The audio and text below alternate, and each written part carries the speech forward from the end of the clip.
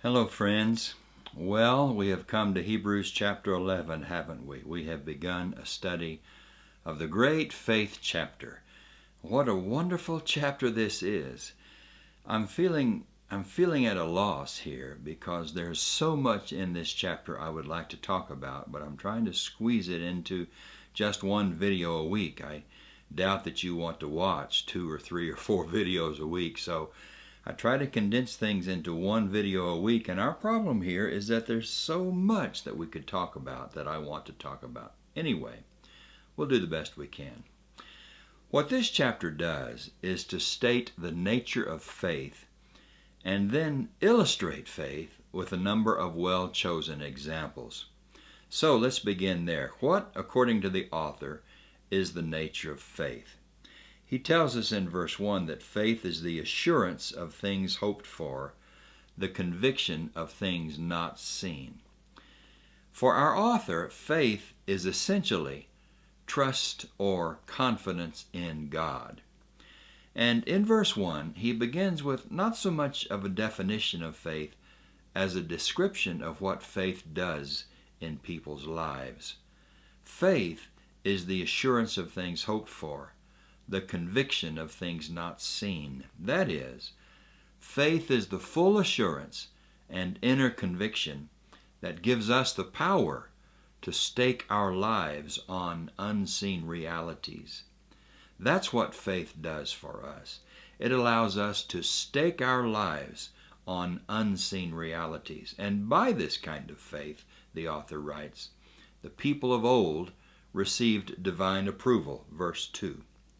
So, who were those people of old, the people that our writer wants us to imitate? Well, the roll call of the people of old, whose faith the author wants us to imitate, begins with Abel. But before he begins this roll call of the faithful, he wants to begin at the beginning of all things. Verse 3. How does he believe the worlds came into existence? By the word of God, he says. By faith, we understand that the universe came into existence by God's spoken word. God spoke, and it was so. Then we are inspired by the faith of Abel, whose worship to God was more acceptable than Cain's, and by the faith of Enoch, who walked with God and therefore was taken by God. And we're inspired by the faith of Noah, who looked toward things unseen when he began the preparation of an ark on dry land long before the threat of clouds and high water appeared. And then in verse 6, our author warns us that without faith in God, without a trust in Him, we cannot please Him. Anyone who pleases God must draw near to God, and no one can draw near to God unless he believes that God really does exist and that God does reward those who seek Him. Enoch is an illustration of that very point, for Enoch had this sort of faith, and in being taken from earth, his faith was richly rewarded. And if Enoch was so blessed, such blessings, the author wishes to drive home, are left open to others as well. And then in verses 8 through 12, we are inspired by the faith of Abraham. Of course, among the Jews, Abraham is the classic expression of faith. And what do we learn about Abraham's faith or about his life in these 4 or 5 verses? We learn that by faith, Abraham obeyed. And I want you to note that in verse 8. Abraham obeyed. Faith obeys. He obeyed the call to tear himself loose from his own country, from his family and his friends, and he went out not knowing his destination. His faith was tested by the unknown. He was trusting in what he could not see, which of course underscores the magnitude of his trust. And even when he reached the land where God led him, he did not possess it. For the rest of his life, though in promise it was his, he lived in the country like a visitor in a foreign land, like a nomad. And how could he live this way? Verse 10. How could he live as a nomad, as an alien in the land, because he believed in and trusted in unseen realities? He was looking forward to a city that had foundations, a permanent city whose architect and builder is God. What a wonderful passage. Then we read of the faith of an older couple, Abraham and Sarah, long past the age of bearing children. They really did believe that God was able to work the impossible to give them a son, and humorously, I think, our author tells us that Abraham was as good as dead when he believed that he could father many descendants. All right, what do we want to do with this text? Oh boy, there's so much I would like to say about this text, but let's just start here. This text is such an inspiration to us, and what we can see here is that the author wants to point us to men and women of faith in the Old Covenant, that he may renew loyalty to the New Covenant and to Jesus Christ. Specifically, he wants his readers to imitate the religion of their fathers and mothers, so that they will remain loyal to Jesus.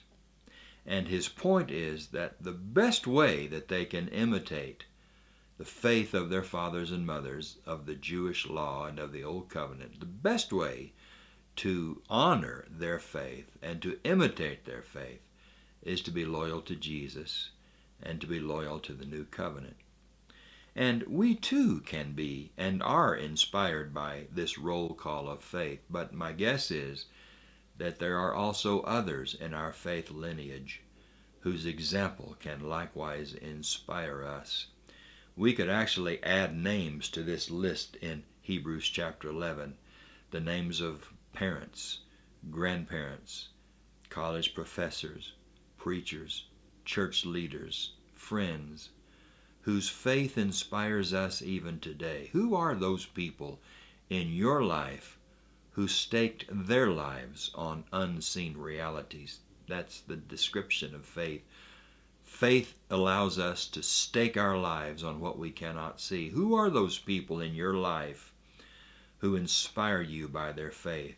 We might add that for our author, faith in Hebrews 11 shades into faithfulness.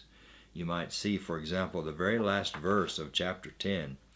But we are not among those who shrink back and so are lost, but among those who have faith and so are saved. For the author of Hebrews, faith keeps us from shrinking back. Faith allows us to persevere and to be steadfast. And so you see how it is that he describes faith as not just trust in God, but as faithfulness to God, loyalty to God, according to the last verse of chapter 10. So, this chapter not only encourages us to be fully assured and convicted of unseen realities on which we can stake our lives, but it also encourages us to stay with the Lord, to remain faithful to Him, steadfast, to be people who persevere. Well, can we be fully assured of the existence of things that we cannot see? Can we put our confidence in those things and those persons, the unseen force in the universe? Can we remain true and loyal to Jesus? Yes, we can. Because Abel and Enoch and Noah and Abraham and Sarah did, we can too. Well, we'll continue this roll call of faith through the remainder of chapter 11. How exciting that's going to be. And I'll try to be with you again in a week or 10 days as we wrap up chapter 11. God bless you, your study of this great letter, and your walk with God.